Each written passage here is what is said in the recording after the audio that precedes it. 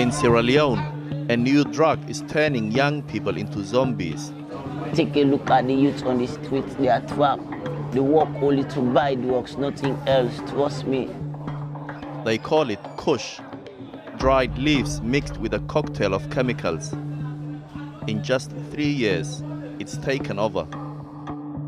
We have seen the emergence of new psychoactive substances like Kush, ecstasy, and other substances that are new in the market.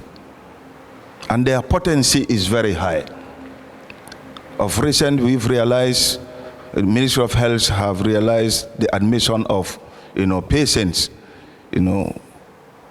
who develop serious health complications, and during engagement with them, they were able to realize that or confess that they use Kush with other chemical components. They combine Kush with other chemicals, that causes that health implication on them. So this is why Ministry of Health is here. But us as experts, Kush is a cannabis strain. It's part of the cannabis family. But any other drug, be it cannabis or skunk or all other strains, if you mix it with other chemical components and you consume it, obviously the outcome, the reaction, could be severe. You could develop, severe, complications, health-wise, medically, and that worries the government of the Gambia. That worries the Ministry of Health and, of course, the Ministry of Interior and all the law enforcement agencies, because these are our own young people, brothers and sisters, our sons, who are affected. And these are the people who are going to be the future leaders of this country. But this is never the intention of the government of the Gambia or any entity, to be incarcerating our young people. But we cannot also allow our young people, to destroy their future, to venture into, crimes, that will cost them their life, that will cost them their future, that could cost the country, its development agenda. Because you, the youths, 60 or 65% of the Gambian population is part of the youths. So we rely more on the youths, to help build the future of this country. So with the prevalence of Kush, let me give you a little history on Kush. The Gambia started realizing the presence of Kush in the local illicit drug market in 2021. That is when we registered a single case. From 2017 to 2021, there was no seizure. Only one case was registered in 2021. The whole of 2022, we never registered any case as an agency, neither the police or other law enforcement institutions. We started registering more cases on Kush in 2023. So that tells you that Kush started prevailing in our society last year in 2023. The first case we registered was in March. Then the second case was registered in May. Then from June, we started registering more cases up to now. So we need the support of the public. We have a record seizure, on many nationalities. And most of the traffickers, initially those who were venturing into this, many of them were Sierra Leonean nationals. This Kush is prevalent in Sierra Leone. We could say the origin is coming from Sierra Leone. You all know the havoc it is causing on the youths of Sierra Leoneans. So it is the spillover, that is affecting us, because there is communication link between Gambia and Sierra Leone. On a daily basis, transport are going back and forth. People are commuting between Sierra Leone and the Gambia. So this is where these drugs are coming from, and it's now, they now penetrate our market. So we need the support of the public to help the law enforcement, provide information, share with us. Because all the people who venture into drug trafficking or abuse live in our own compound, live in our own streets. How many of us, volunteer to call law enforcement officers, to share an information with them? relating to the commitment of any crime, be it drug or any other crime. It's very minimal. But as patriotic citizens, we all have a stake in the maintenance of peace and stability of this country. Government does its quota by providing the necessary support, funding, equipment support to the law enforcement agencies, to support them, provide so that they can do their work.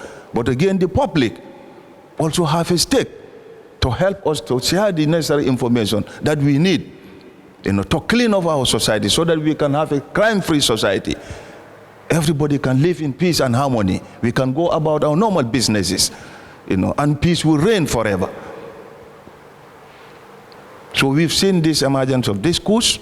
The medical experts are here. They will talk about the general, implications of illicit drug consumption or abuse, at least to enlighten the public about that, So generally, we want to inform the public that we are determined, to curb drug situation in this country, by enforcing all the laws, going after perpetrators, arresting them, investigating and prosecuting them. And that is happening.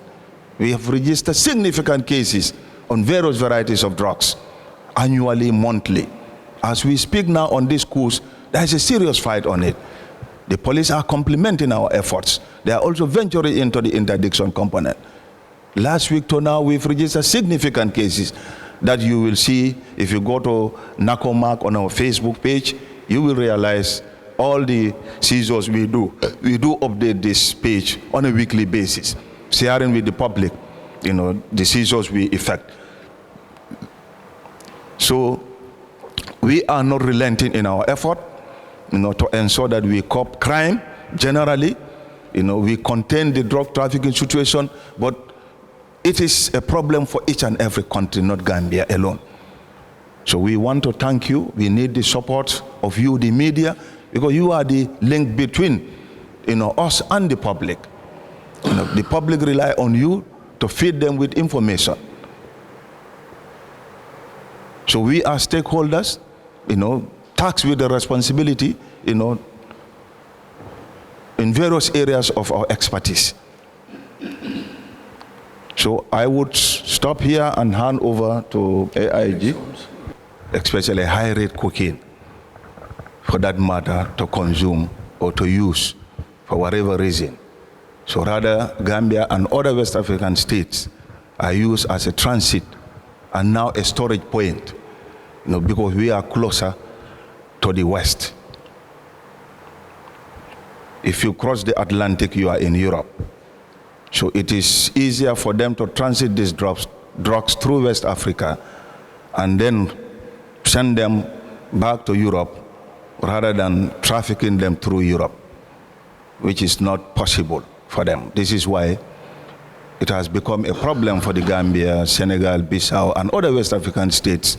We are battling with this issue of transit. You are all aware that Drug Law Enforcement Agency registered significant seizures over the years, dating back to 2010, almost the 2.5 ton of cocaine. Of course, they did almost 3 ton of cocaine in 2021, and of course, close to 900 ton in 2022. These are all, significant consignment of cocaine that we have seized over the years. But all these drugs are on transit to Europe. So generally, it is a problem for each and every country in the region today, because they are all battling with it. Governments have a stake in this. This is why they establish different security entities, support them by providing them the necessary budgetary allocations to fight against crime. Drug Law Enforcement Agency happen to be part of those entities that have been established by the government of the Gambia. And we are doing all what we can to curb the drug situation in this country. In our own country, locally, the problem of the Gambia is cannabis. You all know. Cannabis is prevalent everywhere in the country. because we are closer to the region where these drugs are cultivated. More than 90% of all the cannabis, that is in the Gambia here or abused here are grown in the southern part of Senegal, Casamance. So we are doing everything within our powers to ensure that we minimize the trafficking and the abuse trend. I can also share with you many of those drugs, cannabis, that are cultivated in the southern part of Casamance that we seize mostly in huge volumes or in large quantities are mostly on transit to the northern part of Senegal. Statistics are there, records are there to show. But they use our border. They only come in, go to Casamance, buy, and then use the Gambia again to transit them, take them to the northern part of Senegal. Of course, we have our own local dealers who traffic and deal. This is why we register a lot of abuse cases on a yearly basis. Our seizure trend, if you look at it, we register more abuse cases than trafficking. But again, if you look at the trafficking component also, it involves more of other nationalities, Senegalese and others, who use our borders to transit these drugs to other parts of northern Senegal and other destinations. But again, so it is a concern for us to ensure that our youths are healthy.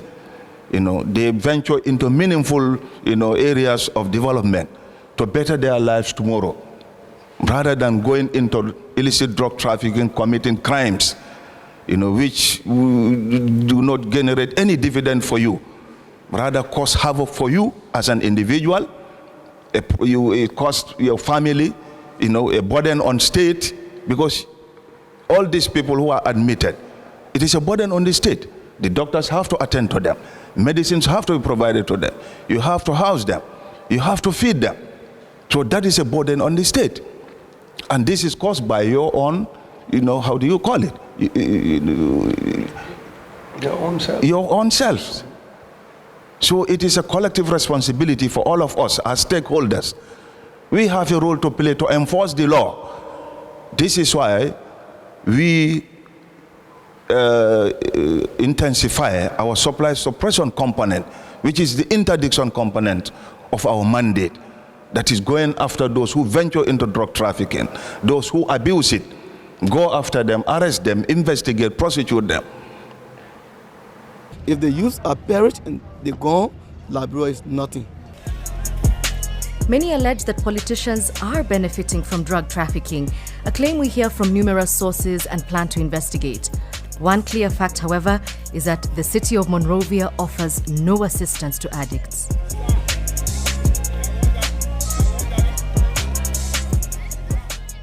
So to reunite ourselves, our family, is the most important. If I don't have money now, I cannot go home. Even when I go home, I will be like a laughing tooth. But we are not crazy. Okay? So I would really like for that help to come. I should be rehabilitated and empowered. All right. So that I'm told these ruins house at least 300 people. Almost everyone here smokes Kush. For about 4 years now, it's been severely affecting Liberia's youth population.